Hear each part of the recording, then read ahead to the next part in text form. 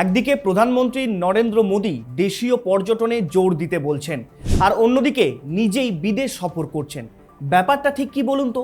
বিলাসিতা, নাকি এর পেছনে লুকিয়ে আছে ভারতের কোনো বড় মাস্টার স্ট্রোক?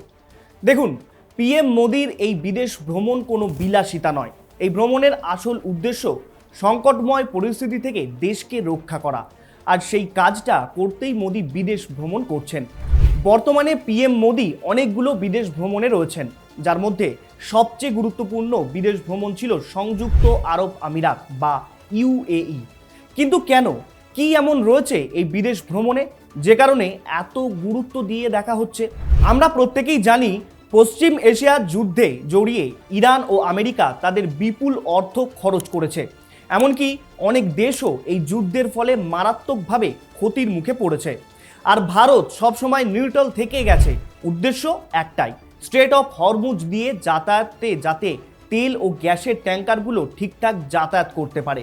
কারণ ভারতের এই রুট দিয়ে 70 থেকে 80% গ্যাস ও কাঁচা তেল আসে। এবার ইরান আর আমেরিকার যুদ্ধের কারণে এই হরমুজ প্রণালী দিয়ে জাহাজ চলাচল মারাত্মকভাবে ক্ষতির মুখে পড়েছে, যার ফলে সারা পৃথিবীতে তেল ও গ্যাসের দামও বেড়ে চলেছে হু হু করে।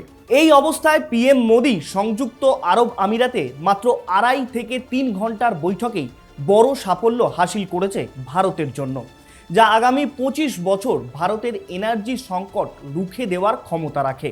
কিন্তু এখন প্রশ্ন হচ্ছে, 2.5 ঘন্টায় মোদী কি এমন জাদু করলেন যে 25 বছর ভারতের এনার্জি সংকট স্তব্ধ হয়ে যাবে? দেখুন, পিএম মোদী কোনো জাদুকর নয় যে জাদু করে মন্ত্র বলে হরমুজ দিয়ে তেল এবং গ্যাসের জাহাজ নিয়ে চলে আসবে আর সারা দেশের সংকট এক নিমেষে মিটিয়ে দেবে। বরং ভারত একটা মোক্ষম সুযোগকে কাজে লাগিয়ে এই কাজ হাসিল করেছে। কিছুদিন আগেই সংযুক্ত আরব আমিরাত আমেরিকা পরিচালিত ওপেক থেকে বেরিয়ে গেছে, আর সেই সুযোগকেই কাজে লাগিয়েছে ভারত। তেল উৎপাদন দেশগুলোর উৎপাদন করার ক্ষমতা চেপে দিত এই ওপেক সংস্থা। ফলে তাদের কাছে বেশি পরিমাণ তেল থাকা সত্ত্বেও তারা উৎপাদন করতে পারত না। কিন্তু এখন যেহেতু সংযুক্ত আরব আমিরাত ওপেকের মধ্যে নেই, ফলে তারা তাদের ইচ্ছে মতো তেল উৎপাদন করতে পারবে, যা ভারতের জন্য একটা বিরাট সুবিধা। কারণ ভারতে এখনও তেল এবং গ্যাসের ব্যাপক চাহিদা রয়েছে। যদিও সোলার এনার্জি এবং ইলেকট্রিকে মানুষ শিফট হচ্ছে, কিন্তু এখনও তেল এবং গ্যাসের চাহিদাও দ্বিগুণ হারে বেড়ে চলেছে, যে কারণে রাতারাতি তেল এবং গ্যাস থেকে সোলার এনার্জিতে শিফট করা খুব একটা সহজ হবে না। এবং ডিফেন্সের জন্য বড় মার্কেট প্লেস হতে পারে সংযুক্ত আরব আমিরাত। কারণ এই গালফ দেশগুলো এখন বুঝে গেছে তারা আমেরিকার সাহায্য পাবে না, তাই তারা নিজেদের মতো করে ডিফেন্সকে শক্তিশালী করতে চাইবে। আর সেই কারণেই এখন সংযুক্ত আরব আমিরাত ভারতের জন্য খুবই গুরুত্বপূর্ণ। কিন্তু এখন প্রশ্ন হচ্ছে, আদেও কি কাজ করবে ভারতের এই স্ট্র্যাটেজি? দেখুন, পিএম মোদীর 2.5 ঘন্টার সংযুক্ত আরব আমিরাত সফরে প্রেসিডেন্ট মোহাম্মদ বিন জায়াদ আল নায়ানের সঙ্গে মোট 6টি গুরুত্বপূর্ণ চুক্তি করে নিয়েছেন, যে কারণে এই সম্ভাব্য কারণ উঠে আসছে। প্রথমত, সংযুক্ত আরব আমিরাত 30 মিলিয়ন ব্যারেল ক্রুড অয়েল ভারতের স্ট্র্যাটেজিক রিজার্ভে জমা রাখবে বলে জানিয়েছে, যা ভারতের অন্ধ্রপ্রদেশ এবং উড়িষ্যার স্ট্র্যাটেজিকে রিজার্ভ হিসাবে জমা থাকবে। এতদিন ভারতে মাত্র 36 মিলিয়ন স্ট্র্যাটেজিক রিজার্ভ তৈরি করেছিল, আর সংযুক্ত আরব আমিরাত একাই দিয়ে দিচ্ছে 30 মিলিয়ন ব্যারেল ক্রুড অয়েল। ফলে এতদিন আমাদের রিজার্ভে আগামী 3 থেকে 4 সপ্তাহের তেল মজুদ থাকতো, তা এখন প্রায় 9 থেকে 10 মাস পর্যন্ত তেল মজুদ থাকবে, যা যে কোনো সংকটময় পরিস্থিতিতে ভারতকে তেলের যোগান দেবে। এবং সংযুক্ত আরব আমিরাতের ফুজাইরাতে ভারতের স্ট্র্যাটেজিক অয়েল রিজার্ভ তৈরি করা হবে।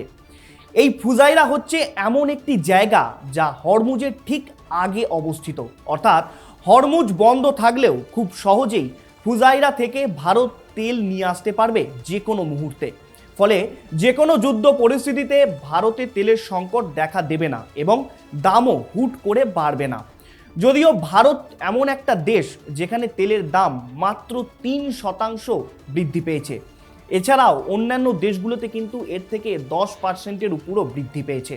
অন্যদিকে আমেরিকা এবং ইরান যুদ্ধের কারণে ভারতে এলপিজির যে সংকট তৈরি হয়েছিল, তা ইতিমধ্যে কাটতে চলেছে।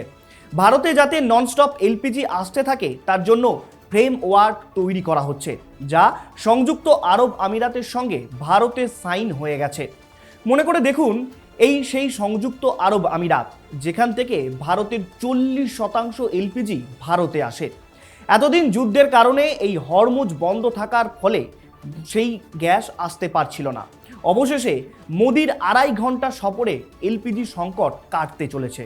এছাড়াও সংযুক্ত আরব আমিরাত ভারতে $5 বিলিয়ন ইনভেস্ট করবে বলে জানিয়ে দিয়েছেন প্রেসিডেন্ট মোহাম্মদ বিন জায়েদ আল নায়ান।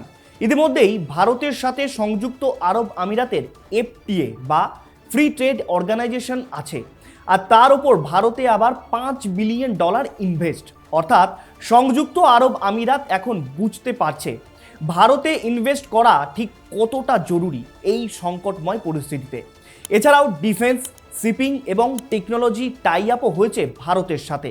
অর্থাৎ আগামী দিনে সংযুক্ত আরব আমিরাত ভারতের সাথে যৌথভাবে কাজ করবে, যা ভারতকে তার অগ্রগতির জন্য আরও এক ধাপ সামনে এগিয়ে রাখবে। এক কথায় বর্তমান যুদ্ধ পরিস্থিতিতে সংযুক্ত আরব আমিরাত এবং ভারতের চুক্তি আগামী দিনের সংকটময় অবস্থা কাটাতে সাহায্য করবে। পাশাপাশি হরমুজ বন্ধ থাকলেও ভারতের রিজার্ভ তেল মজুদ থাকায় এনার্জি নিয়ে আর ভাবতে হবে না ভারতকে। তাহলে এখনো বলবেন মোদির এই বিদেশ সফর শুধু বিলাসিতা, নাকি ভারতের মতো একটা বড় জয়? আপনার মতামত জানান কমেন্ট করে। এরকম বিস্তারিত আলোচনার ভিডিও পেতে এখনই সাবস্ক্রাইব করুন আমাদের চ্যানেল টক টিপ। ধন্যবাদ।